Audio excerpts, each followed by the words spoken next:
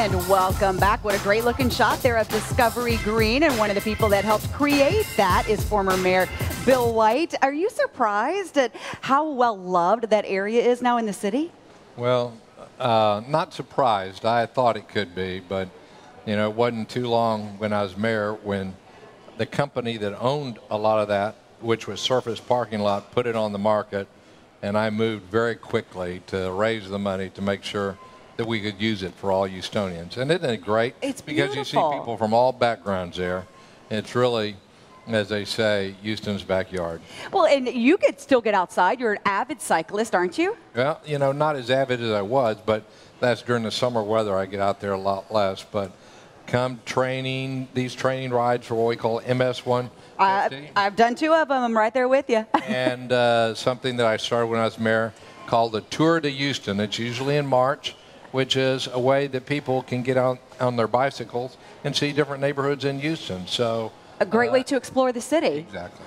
So I want to take you back to 2005. As a meteorologist, of course, I have to ask you about Hurricane Katrina. You were catapulted to the national platform because of it.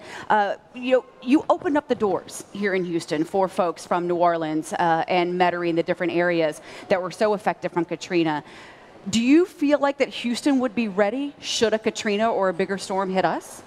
Well, we were well organized for that, and to tell you the truth, several years later, there was a storm that looked like our tabletop exercises of worst case, Hurricane Ike. Right.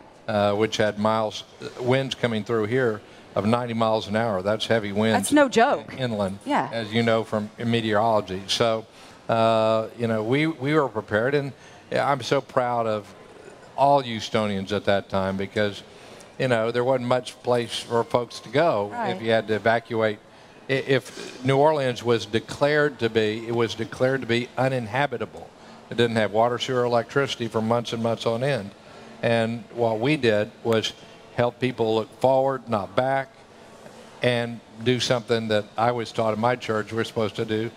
Treat your neighbor the way you'd like to be treated. Oh, that's a good way to think about it. So I want to switch gears a little bit, going from, well, weather to energy. It kind of all does flow together.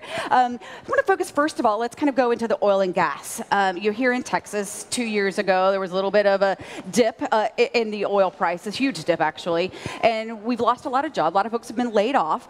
You have some finds like the one out in West Texas recently that potentially is $8 billion in oil. Are we starting to go into a little uptick in the oil industry and maybe getting into another oil boom? Well, it'd be a little premature for that. But during the next 18 months, sometime during the next 18 months, you're going to see a sharp uptick in oil prices.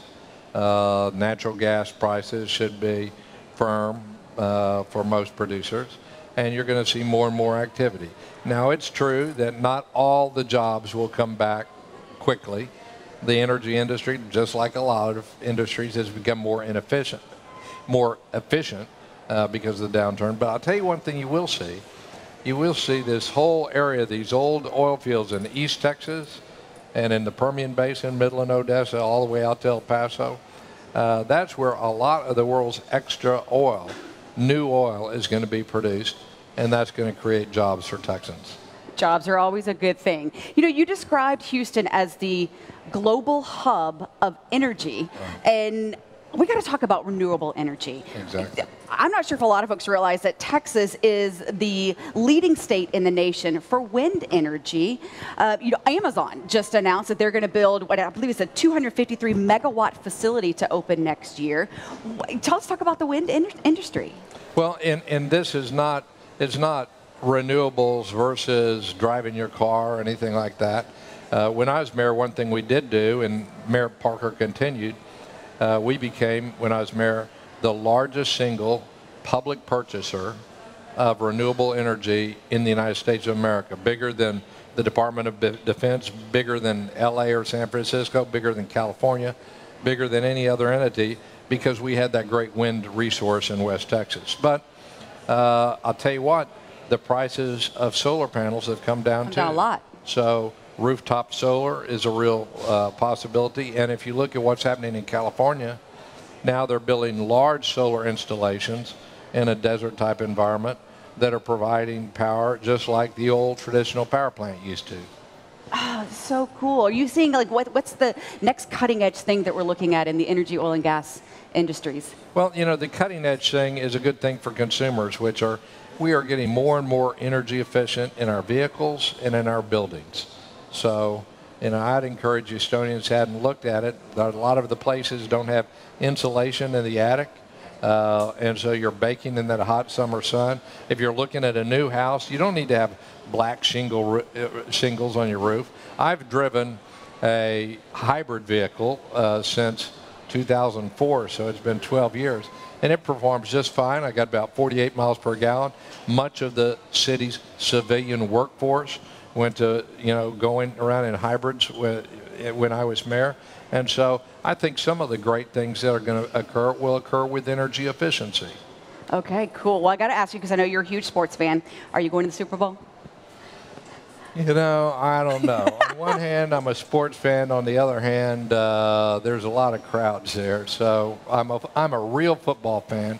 And unless you get really good seats, I'm one of those guys. I've been to the game, and I've been watched on the big TV. The big TV, you get instant replays. And I do want to let folks know you have written a book. Can you tell me really quickly about it? It's called America's Fiscal Constitution. People can find it by Googling it or going on Amazon. And it's about the debt crisis that the United States now faces. And we got to talk about the gala that you have coming up in February.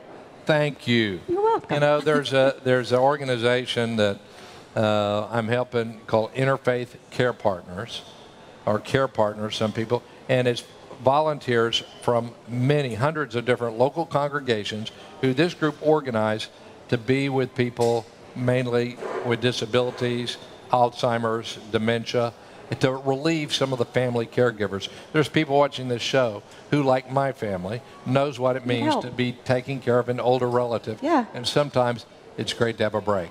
It is great. Always wonderful to have a break. Thank you so much for joining us today.